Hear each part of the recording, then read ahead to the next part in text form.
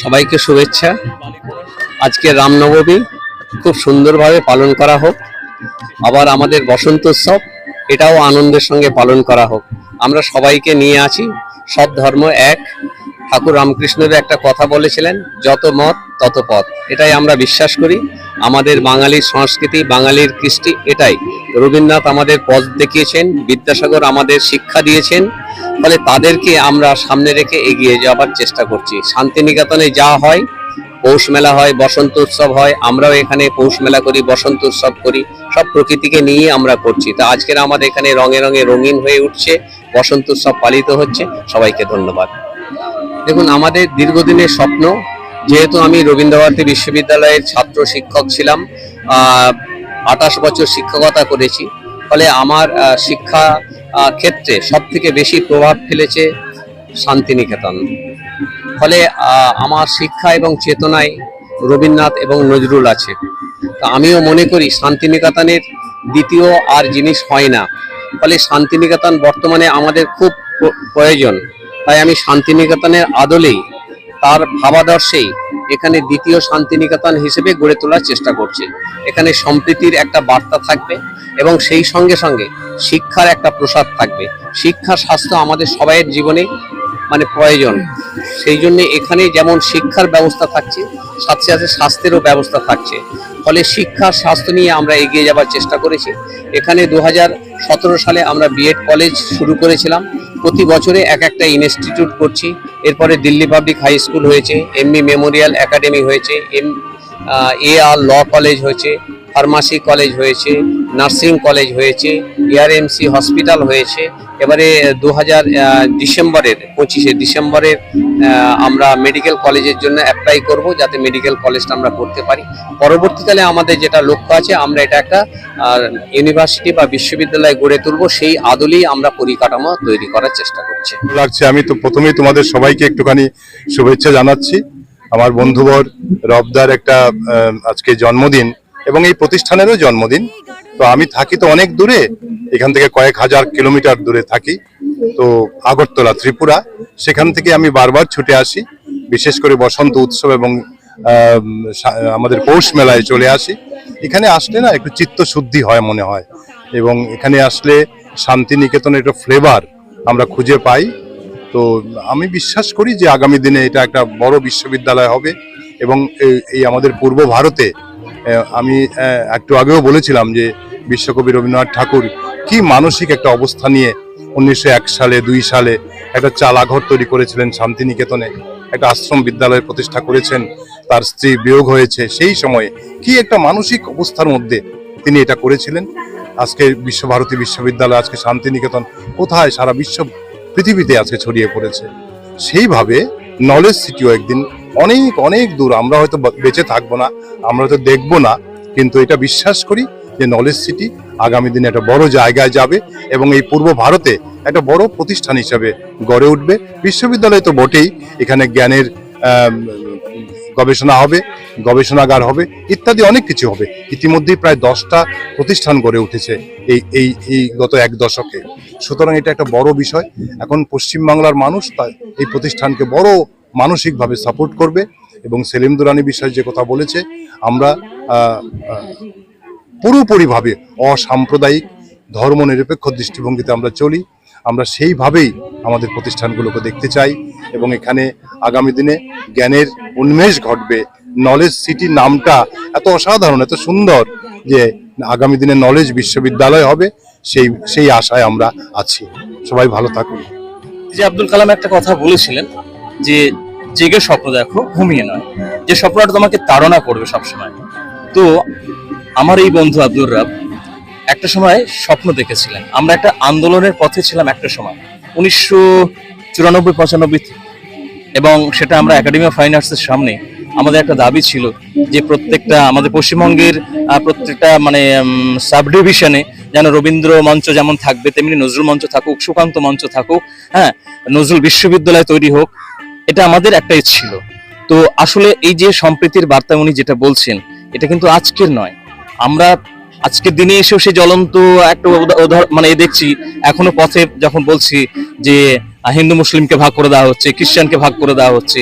আজকে এই টেকনোলজির জগতে এসে আমাদের ডেভেলপমেন্ট সবসময় থাকবে যে কি করে আরো শিক্ষায় শিক্ষিত হব, আরো আমাদের ছেলেমেয়েদের ভবিষ্যৎ কিভাবে গঠন হবে। তো এই মানুষটির এই বৃহৎ যে 200 বিঘা বলছিল, আমার মনে হয় আরো অনেক বেশি জায়গা এটা, এবং সেই জায়গাটা একটু বিচ্ছিন্নভাবে ছিল। ওনার স্বপ্ন ছিল যে আমি কিভাবে একটা জায়গা করতে পারবো, উনি সেটা করতে পেরেছেন এবং জেগে স্বপ্ন দেখেছেন, সেটা আজকে বাস্তবে রূপায়িত হয়েছে আব্দুর রবের সেই স্বপ্ন। তো আজকে উনি যখন বলছেন যে কলেজ থেকে যখন ইউনিভার্সিটিতে যখন রূপান্তরিত হবে, সেই স্বপ্নটার কথা উনি যখন আজকে বলছেন, এটা আজকে ওনার এই শুভ জন্মদিনে অন্তত আমাদের শুভেচ্ছা আমরা একটু আগে মূল মঞ্চে বলেছি, বসন্ত উৎসবের মঞ্চে বলেছি। আমি আমাদের ডক্টর দেবব্রত দেবরায় একই কথাই বলেছেন, মৌ পাঠক সিংহ একই কথাই বলেছেন, সাবিনা একই কথাই বলেছেন যে আমরা চাই আগামী দিনে সেই জায়গাটা আসুক, বিশ্ববিদ্যালয় তৈরি হোক, যে স্বপ্নটা আমাদের কাছে আগামী দিনে, মানে বিশেষ করে রবদার যে স্বপ্ন, রবদার পরিবারের থেকে যে চেতনাটা উনি পেয়েছেন, সেই চেতনা, বাবা মায়ের যে চেতনাটা ছিল, বাবার নামে যে বিএড কলেজ করেছেন ইয়াকুব আলী বিএড কলেজ, এটা একটা সত্যি একটা মানে ছেলের কাছে যেমন ভালো লাগা, মনের কাছে ভালো লাগা, নিজের আত্ম মানে শুদ্ধি হয় একটা, যে আমি একটা কিছু করতে পেরেছি। আর মানুষ আজকের দিনে যখন সেই বলছি, বাংলাদেশ যখন বিভাজিত হয়ে গিয়ে যখন পিছিয়ে যাচ্ছে, আমাদের এই দেশে আমি বলবো আমাদের পশ্চিমবঙ্গ একটা অঙ্গরাজ্য, এই অঙ্গরাজ্যে এই নলেজ সিটি উদাহরণ হয়ে থাকুক। এখানে এমন একটা সম্প্রীতির বার্তা নিয়ে, ইনস্টিটিউশন সমস্ত জায়গাতেই সম্প্রীতির বার্তা থাকতেই হবে, এটা অন্য কোনো এই কথাগুলো আসা উচিতই নয় আমার মনে হয়। সুতরাং তবুও যখন মানুষ জোর করে আমাদের কানের মধ্যে ঢুকিয়ে দিচ্ছে তুমি হিন্দু তুমি মুসলমান, এই আজকে রামনবমী কি এরকম ভাবে ছিল? সাড়ম্বরে কোনোদিন পালিত হয়নি, চলে এসেছে, নিয়ে এসেছে কিছু একটা শ্রেণীর বদবুদ্ধি মানুষেরা, একদম পরিষ্কার কথা বলছি। তো এগুলো আমরা মনে করি না যে যতই ধর্মটা মনে করুন, ধর্ম নিয়ে কোনো আপত্তি নেই, ধর্ম যদি সুন্দরভাবে মানুষকে পথ দেখায়, মানুষের জন্যই কাজের কথা বলে, সুপথ দেখায়, তাহলে ধর্ম সার্থক। কিন্তু কর্মটাই হচ্ছে আসল, আমি কি কাজটা করছি। আমি যদি হিন্দু হয়ে যদি আমি একটা অন্য বাজে কাজ করি, তাহলে সে কাজ কখনোই খারাপ মানে ভালো বলে গণ্য হবে না। আমি যদি মুসলমান হয়ে যদি খারাপ কাজ করি, তাহলে সেটা কখনোই মানুষের কাছে গ্রহণযোগ্য হবে না। তাই ধর্মটাকে আমরা একটা সাইডে রাখি, সেটা একটা পবিত্র জায়গা, যিনি যেই বিশ্বাসী থাকুন না কেন, ইনস্টিটিউশনে কোনো ধর্ম হবে না এই বিষয়ে নিশ্চিত। এখানে সমস্ত ছেলেমেয়েরা একটা জায়গায় পড়াশোনা করবে, আগামী দিনে কাজের সন্ধান করবে, সেই কাজের সন্ধানে তারা দেশ থেকে বিদেশে ছুটে যাবে, বিদেশে গিয়ে বলতে পারবে যে আমি নলেজ সিটির ছাত্র বা আমি ছাত্রী। এই দিন আসবে আগামী দিনে। এবং রবদাকে আমি বহুদিন ধরেই চিনি এবং এই উৎসবে আমি প্রত্যেক বছর আসি। মানে আমরা যেরকম সারা বছর অপেক্ষা করে থাকি না দুর্গাপুজোর, ঠিক আজকের দিনটাও এরকম আমরা অপেক্ষা করে থাকি। রবদার জন্মদিন, এই দ্বিতীয় শান্তিনিকেতনের জন্মদিন। তো রবদার মতো মানুষের প্রতি শ্রদ্ধা প্রতিনিয়ত বাড়তেই থাকে। ওনার জন্য প্রচুর প্রচুর প্রচুর শুভেচ্ছা, ভালোবাসা, এবং প্রত্যেকের মতো আমিও বলি আমরা সবাই ওনার সাথে আছি। প্রত্যেক বছরই এখানে আসি, ফ্রেশ অক্সিজেন নিয়ে যাই, মনটাকে ফ্রেশ করে যাই। আজকে রবদার জন্মদিন, তাকে শ্রদ্ধা প্রণাম। এমনই দিনে তিনি এই সবুজ ছাতার নিচে এতগুলো বিশ্ববিদ্যালয়, এতগুলো শিক্ষা প্রতিষ্ঠান গড়ে তুলেছেন। সেই জায়গায় দাঁড়িয়ে তাকে কুর্নিশ জানাতেই হয়। আমরা আগামীতে এই প্রতিষ্ঠানকে আরো বড় হিসেবে দেখতে চাই।